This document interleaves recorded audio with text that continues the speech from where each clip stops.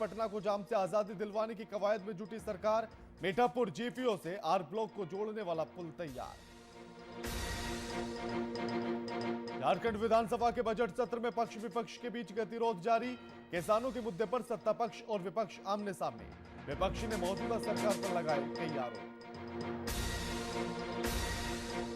अंतर्राष्ट्रीय महिला दिवस पर महिलाओं के सम्मान में कई जगह हुआ कार्यक्रम का आयोजन। झारखंड में महिलाओं के सम्मान में कई संगठनों और राजनीतिक दलों ने कार्यक्रम आयोजित कर महिलाओं को किया सम्मानित। सहरसा में किया गया 2 दिवसीय रोजगार मेले का आयोजन। ज्यादा से ज्यादा जीविका दीदी और महिलाओं को रोजगार देने का उद्देश्य। डीएम ने दीप प्रज्वलित कर कार्यक्रम की शुरुआत। नमस्कार, मैं आपके साथ के राणा। वीआईपी न्यूज देख रहे हैं आप। मुख्यमंत्री 7 निश्चय योजना के तहत हर घर को शुद्ध जल उपलब्ध करवाने की योजना आधी अधूरी पड़ी हुई है, जिसमें लोगों को लाभ नहीं मिल पा रहा है। ताजा मामला समस्तीपुर जिले के शिवाजी नगर के करियन पंचायत का है, जहां गाय घाट में नल जल योजना के आधे अधूरे कार्य छोड़ दिए गए, जिससे दर्जनों परिवार के लोगों को शुद्ध जल नहीं मिल पा रहा है। नल जल योजना की सुविधा से वंचित दर्जनों परिवारों के लोगों ने लिखित आवेदन जिलाधिकारी को देकर कार्रवाई की मांग की थी, पर महीनों बीत जाने के बावजूद अब तक वरीय अधिकारियों ने मामले पर कोई संज्ञान नहीं लिया, जिससे आने वाली गर्मियों को लेकर लोगों में चिंता का माहौल है।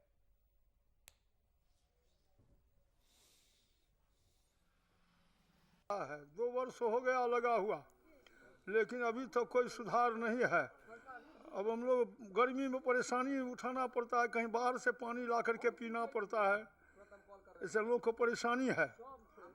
इसलिए कोई पदाधिकारी इस पर ध्यान भी नहीं दे रहे हैं। 2 साल हो गया है लगभग। यहाँ पर नल जल के लिए गड्ढा हुआ था 2 साल पहले, अभी तक पाइप 2 साल से डला हुआ है, अभी तक कोई नल जल नहीं लगा। अब हम लोगों की इतना परेशानी है, हमने डीएम तक के भी लिखा, लेकिन अभी तक कोई जवाब नहीं आया है। और आने वाले टाइम में गर्मी का टाइम है, अभी ना पानी मिल रहा है ना कुछ भी। आगे और समय जो है से भीषण होने वाला है, कोई सुनवाई नहीं है ऐसे पर। इस नल जल संबंध में हम लोगों के यहाँ पाइप बिछा दिया गया है। अब उस लगभग 2 साल हो गया है, अभी तक उसके लिए कोई कार्यवाही नहीं हुई है। हम लोगों को नल जल अभी तक नहीं मिला है। इसके लिए डीएम साहब को भी हम लोगों ने करीब 1-1.5 महीना पहले पिटीशन दिया है, उस पर अभी तक कोई सुनवाई नहीं हुई है।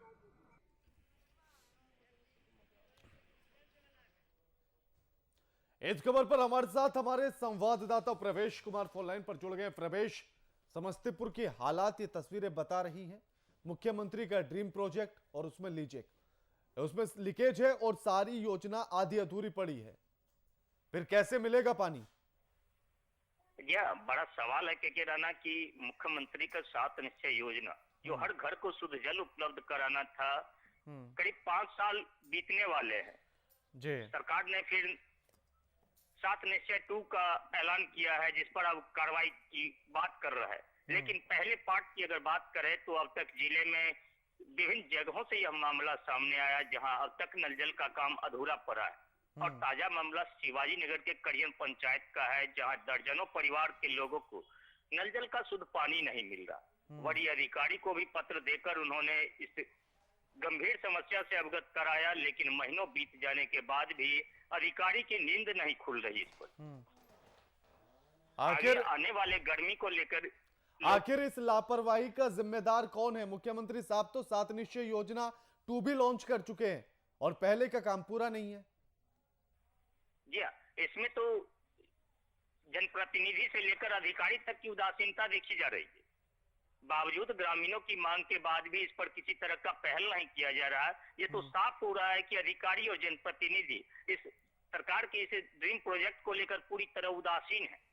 बिल्कुल, शुक्रिया प्रवेश आपका हमारे साथ ये तमाम बातचीत करने के लिए।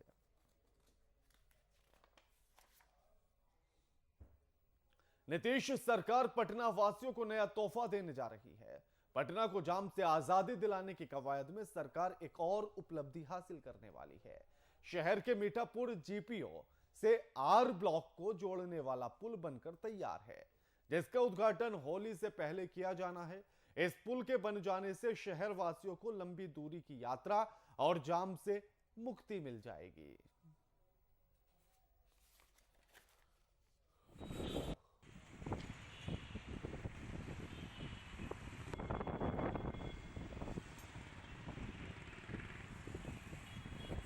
अभी सबसे पहले जो हम लोगों ने होली के पूर्व योजना बनाई है कि पटना के लोगों को होली के पूर्व जो हम लोग का GPO से जो आर ब्लॉक को जोड़ने वाली जो पुल है उसको हम लोग होली के पूर्व पटना के जनता के सुगम यातायात के लिए उपलब्ध करा देंगे। साथ ही साथ पटना शहर में और भी पुलों को लेकर हम लोग समयबद्ध काम करने में लगे हैं। जो कई पुलों का जो पुराने समय से शायद मेरे झारखंड विधानसभा के बजट सत्र में पक्ष विपक्ष के बीच गतिरोध जारी है। बजट सत्र के तीसरे सप्ताह के पहले दिन सत्ता पक्ष और विपक्ष किसानों के मुद्दे पर आमने सामने दिखा। कृषि बजट पर चर्चा करते हुए सत्ता पक्ष और विपक्ष ने एक दूसरे पर कई गंभीर आरोप लगाए। विपक्ष के विधायकों ने आरोप लगाया कि सरकार ने दावा किया था कि किसानों का 2 लाख का ऋण माफ करेंगे, फिर 50,000 का क्यों कर रहे हैं, और वह भी मात्र अभी तक 200 करोड़ रुपए ही किया गया।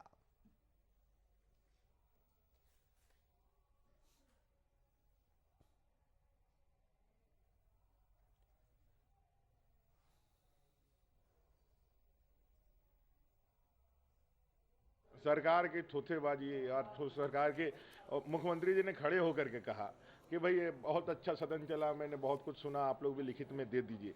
हमारा कहना लिखित में सुझाव देने से अच्छा है कि आपने घोषणा पत्र में जो लोगों को बताया तो वही ना कर दीजिए। आपने 2 लाख रुपया माफ करने का घोषणा किया था, माफ तो कर दीजिए।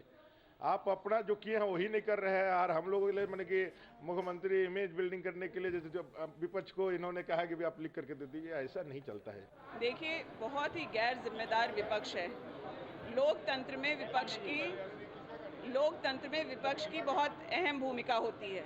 विपक्ष को अपनी जिम्मेदारी का कोई एहसास नहीं है। जनता के हित में उन्हें ऐसे मामले सरकार के सामने उठाने चाहिए जिस पे सरकार का ध्यान नहीं जा रहा हो। कहीं भी कोई कमी है तो इसको सुधरवाने का काम, उसको ध्यान पे लाने का काम विपक्ष कर सकती है, लेकिन उन्हें अपनी पुरानी गलतियों पर लीपापोती करने के लिए यह उनकी बाध्यता है कि वो हाउस को डिस्टर्ब करके रखें। मालिकों को दिखाना है कि हम सत्ता के विरोध में जाकर, चाहे सरकार अच्छी काम करे या ना करे, हम अपने पार्टी धर्म का पालन कर रहे हैं। और क्योंकि सेंट्रल में मोदी जी की सरकार है, उसी बहाने किसी नेता पे मोदी जी मेहरबान हो जाएंगे तो सेंट्रल की सुरक्षा मिल जाएगी। और कुछ मुद्दा है नहीं। सरकार अपना काम कर रही है और जनता उससे काफ़ी खुश है, और ज़रूरत पड़ने पे विपक्ष को सरकार अपना जवाब भी दे रही है।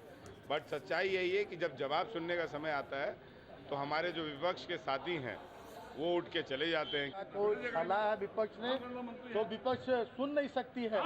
जब विपक्ष हल्ला करती है सिर्फ अपनी बातों को रखकर और सदन का बाइकआउट करती है।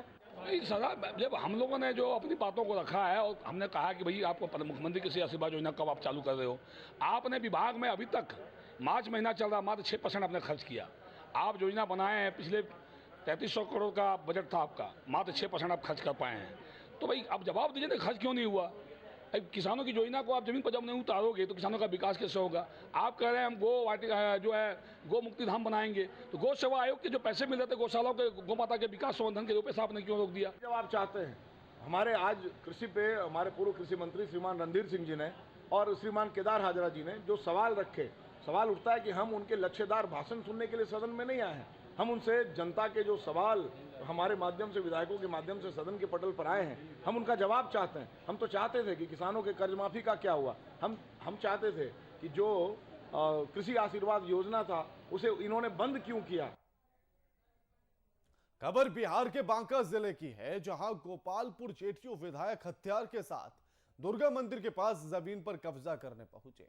मौके पर गुर्गों ने स्थानीय नंद किशोर साहू के साथ बदतमीजी की और उसे जबरदस्ती गाड़ी में बैठाने लगे, जिससे वहां भारी संख्या में भीड़ जमा हो गई। मौके पर पहुंची भौसी पुलिस ने मामले को शांत कराया। वहीं जिले के जेडीयू महामंत्री उमेश यादव ने आकर बीच बचाव किया।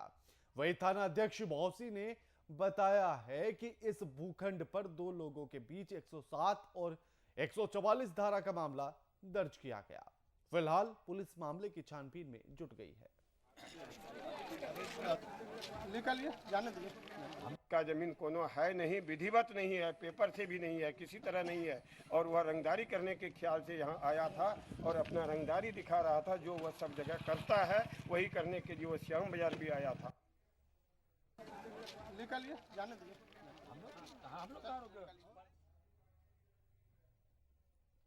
इस खबर पर हमारे साथ हमारे bureau chief Rajiv Pandey phone line पर जुड़ गए हैं। राजीव, सरकार ने वादा तो किया था कि वो अपराध को कम करेगी, अपराधियों को कम करेगी, लेकिन ये तो सरकार के विधायक साहब हथियार लेकर पहुंच जाते हैं कब्जा करने जमीन पर, फिर कम कैसे होगा ग्राफ?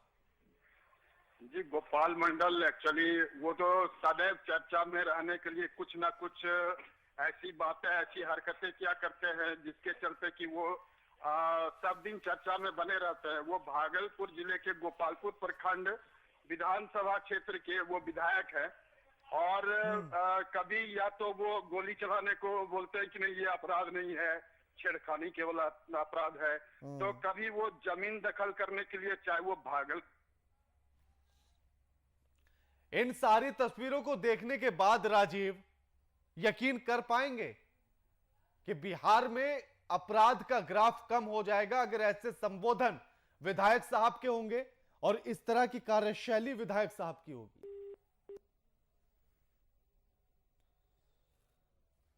राजीव से हमारा संपर्क टूट गया, एक बार फिर से जोड़ने की कोशिश की जा रही है, लेकिन तस्वीरें देखिए, विधायक हैं ये जेडीयू के, यानी कि सत्ताधारी पार्टी के विधायक हैं ये, सफेद कपड़े, काला चश्मा और हाथों में हथियार लेकर पहुंच जाते हैं एक जमीन पर कब्जा करने के लिए,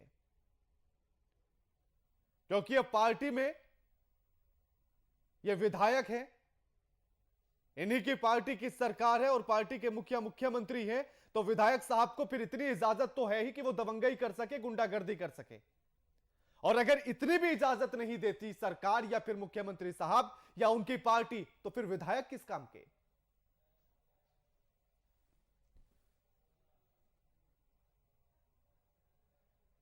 जनता को तंग ना किया जीतने के बाद, तो फिर विधायक किस काम के? हथियार दिखाकर डराया ना, कुछ लोगों की जमीनों को अगर कब्जा नहीं किया गया, तो फिर ये विधायक साहब किस काम के? वादा करके आते हैं कि उनकी सारी समस्याओं से निजात दिला देंगे, वादा करके आते हैं कि अगर वो जीत गए तो सूरत बदल जाएगी, लेकिन किसकी ये नहीं बताते। वादा करके आते हैं विकास करने का, वादा करके आते हैं अपराध के ग्राफ को कम करने का, लेकिन खुद उतारू हो जाते हैं, तो फिर यकीन कीजिएगा, आप भरोसा कर पाएंगे? आप ये सवाल आप खुद से कीजिए कि कितना भरोसा और कितना यकीन आपको होता है ऐसे विधायक, ऐसे प्रतिनिधि होने के बाद कि ग्राफ कम हो पाएगा। लेकिन सत्ताधारी पार्टी के विधायक हैं तो हथियार लहरा दिया तो क्या बात हो गई? उनका तो यह कहना है कि गोली चलाना या फायरिंग करना कोई अपराध या जुर्म नहीं है, सिर्फ छेड़छाड़ करना ही एक जुर्म है।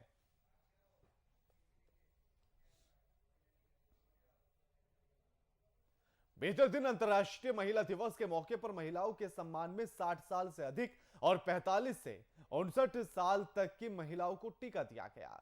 मौके पर उपायुक्त, एसपी, सिविल सर्जन, बीडीओ और सीईओ ने महिलाओं को फूल देकर सम्मानित किया, कोविड टीकाकरण के लिए प्रेरित किया। साथ ही कोविड-19 वैक्सीनेशन के तीसरे चरण को सफल बनाने के लिए उपायुक्त और पुलिस अधीक्षक ने पाकुड़ वैक्सीनेशन सेंटर केंद्र का निरीक्षण किया, साथ ही चल रहे वैक्सीनेशन कार्यों का जायजा लिया।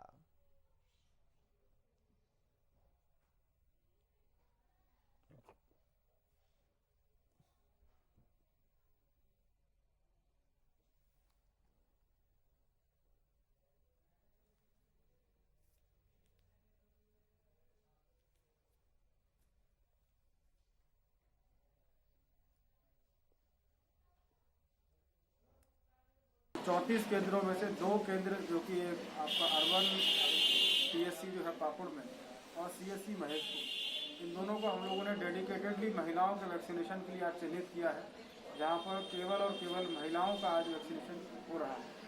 और बाकी सभी जगह पर भी क्षेत्रीय पदाधिकारियों के माध्यम से, सेविका सहायिकाओं के माध्यम से सेकेंड डोज के लिए जो हमारे हेल्थ केयर वर्कर और FLW हैं, प्लस जो फर्स्ट डोज के लिए जो एलिजिबल सिटीजन्स हैं, उनको प्रेरित किया जा रहा है।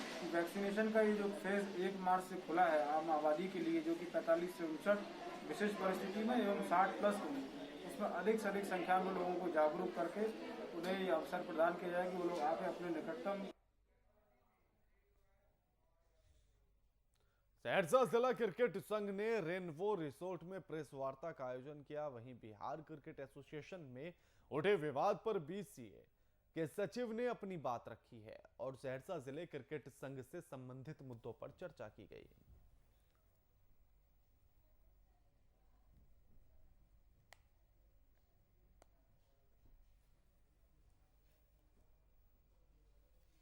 एसोसिएशन की नई कमेटी बनी थी, इन लोगों ने हमें इन्वाइट किया था। यहाँ की कमेटी से मिलना भी था और काफ़ी अच्छे लोग इसमें जुड़े। कमेटी थी और काफ़ी इनका कुछ प्रोग्रेसिव काम था। बच्चों से मिलना, बच्चों में कुछ भ्रम फैलाया जा रहा था, वो सब चीज़ें दूर की गई। और एक कहिए कि एक फॉर्मल मीटिंग थी हमारी नई कमेटी के साथ कि कैसे आगे बिहार में अब सहरसा डिस्ट्रिक्ट क्रिकेट को ये लोग आगे ले जाएं, क्रिकेट को कैसे आगे पहुँचाएं, इसकी एक मीटिंग थी।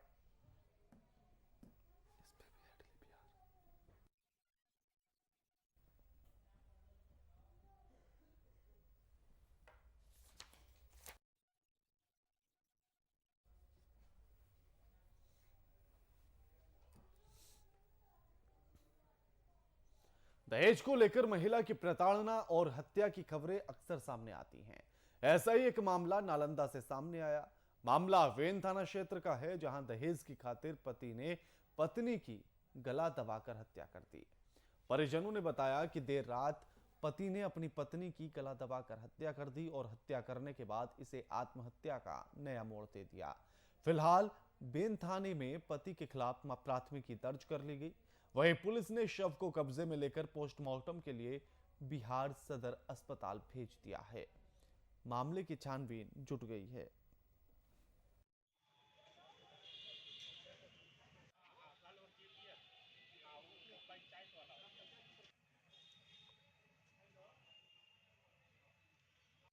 गला दबा के मारा गया है और उसका पति जो हमेशा अपना ससुर से जो है दहेज के लिए डिमांड करता था, हमेशा मारपीट कर प्रताड़ित करता था और 2-3 बार पैसा भी दिया है कृष्णदेव पासवान ने अपने दामाद को।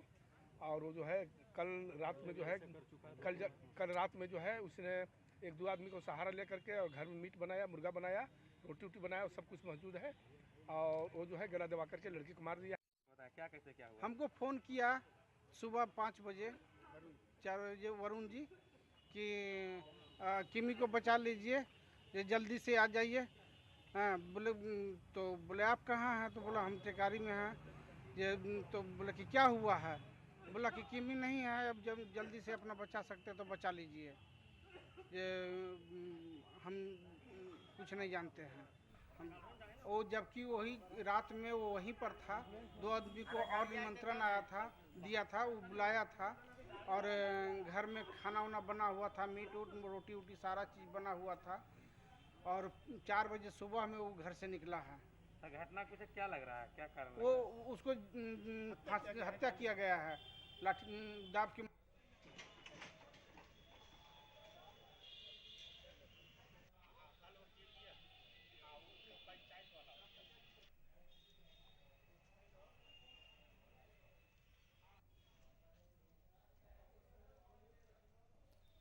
दहेज की भेंट चढ़ी विवाहिता, जिसके साथ 7 फेरे लिए, जिसके साथ 7 वचन दिए और उन्हें निभाने का वादा किया।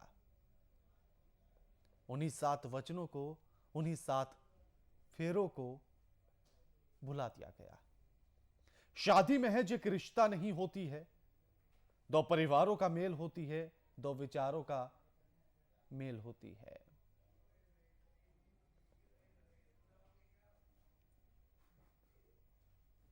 लेकिन ये रोती विलखती तस्वीरें और ये कपड़े में बंद लाश शायद कुछ और कह रही है। जिन रीति रिवाजों को बनाया इस दुनिया ने, जिससे शादी को सौदा बनाकर रख दिया इस दुनिया वालों ने, उनसे सवाल पूछ रहे हैं ये रोते विलखते लोग, आंखों से गिरते हुए आंसू और स्ट्रेचर पर पड़ी हुई ये लाश।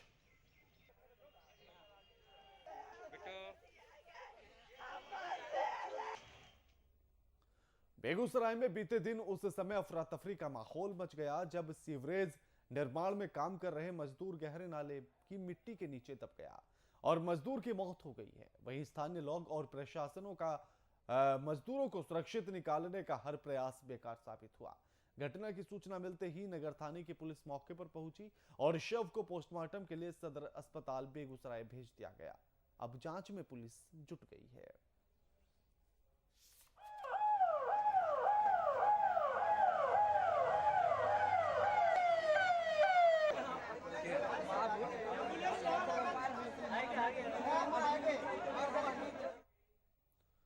खबर कैमूर से है, जहां कूड़ेदान के ढेर में एक युवक का शव मिला है, जिसके बाद घटनास्थल पर खलबली मच गई। वहीं घटना की सूचना पर पहुंची पुलिस ने शव को पोस्टमार्टम के लिए भेज दिया है। अभी तक शव की पहचान नहीं हो पाई है।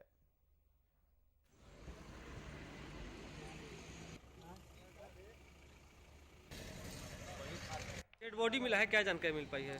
हाँ, अभी हम सुबह आए घर से आए मोड़ पर, तब पता चला कि रेलवे के ओवर ब्रिज के ऊपर कोई अज्ञात आदमी को लाश मिला है।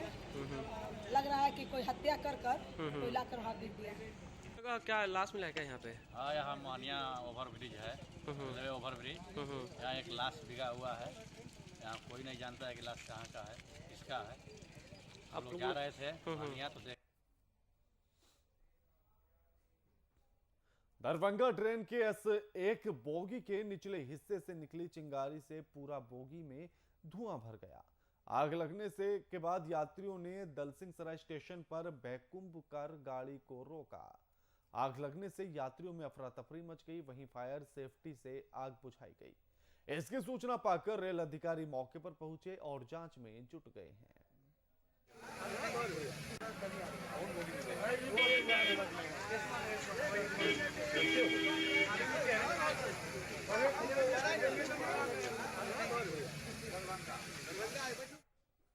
मुजफ्फरपुर के कुडनी प्रखंड स्थित हरिशंकर मनियारी पंचायत स्थित सितौल वासुदेव में रुद्राभिषेक का आयोजन किया गया। आपको बता दें कि आयोजन शिव शक्तिनाथ मंदिर परिसर में 29वें स्थापना दिवस पर किया गया। ग्रामीणों के सहयोग से यात्रियों के पावन अवसर पर रुद्राभिषेक से शुरू हुआ। 5 दिवसीय शिव विवाह महोत्सव के दूसरे दिन संध्या से श्री 108 श्री डॉक्टर श्याम सुंदर दास द्वारा श्रद्धालुओं के बीच 2 दिवसीय प्रवचन का आयोजन किया गया। साथ ही 11 मार्च को शिव बारात की भव्य झांकी निकाली जाएगी।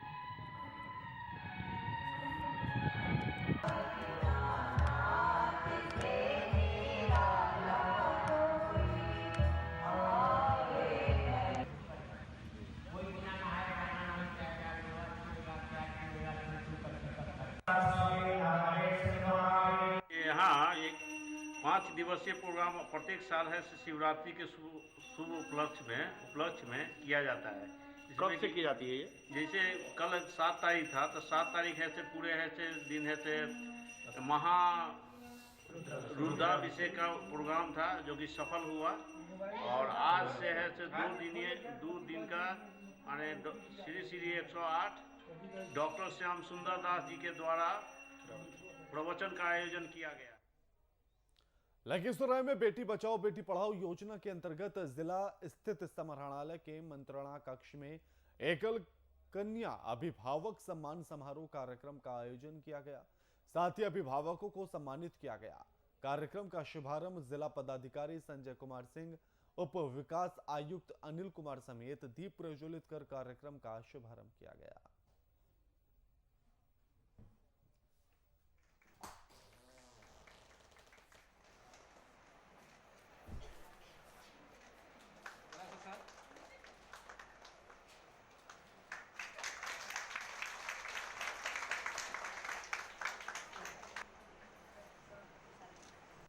आज अंतर्राष्ट्रीय महिला दिवस है और इस शुभ अवसर पर हम लोग लखीसराय जिला में अंतर्राष्ट्रीय महिला दिवस का आयोजन कर रहे हैं। और हमने ये निर्णय लिया कि जेंडर इक्वालिटी को ध्यान में रखते हुए और ख़ास करके वैसे माता पिता जिनकी मात्र एकल बच्ची है और जो 15 वर्ष या उससे अधिक उम्र की है और वो सिर्फ एक भागलपुर के तिलका मांझी भागलपुर विश्वविद्यालय के कुलपति डॉक्टर प्रोफेसर नीलिमा गुप्ता ने अंतर्राष्ट्रीय महिला दिवस पर महिला छात्रावास संख्या 5 का उद्घाटन किया। कार्यक्रम की शुरुआत कुलपति डॉक्टर नीलिमा गुप्ता, प्रति कुलपति रमेश कुमार, रजिस्ट्रार निरंजन प्रसाद यादव समेत कई लोग वहां पर मौजूद रहे और कार्यक्रम में दीप प्रज्वलित किया है। साथ ही आपको बता दें कि विश्वविद्यालय में कार्यक्रम जो आयोजित किया गया है अंतर्राष्ट्रीय महिला दिवस की तरफ से, ये अंतर्राष्ट्रीय महिला दिवस के तौर पर इसको मनाया गया, सम्मानित किया गया और प्रेरणा दी गई। और साथ ही ये भी कहा गया कि महिला और बेटियों में यानी कि किसी भी तरह का फर्क ना किया जाए, बेटियां और बेटों को समान समझा जाए। साथ ही आपको ये भी बता दें कि इस कार्यक्रम से इस बात को भी बताया गया कि महिलाओं को भी उतनी ही आजादी होनी चाहिए जितनी पुरुषों को है।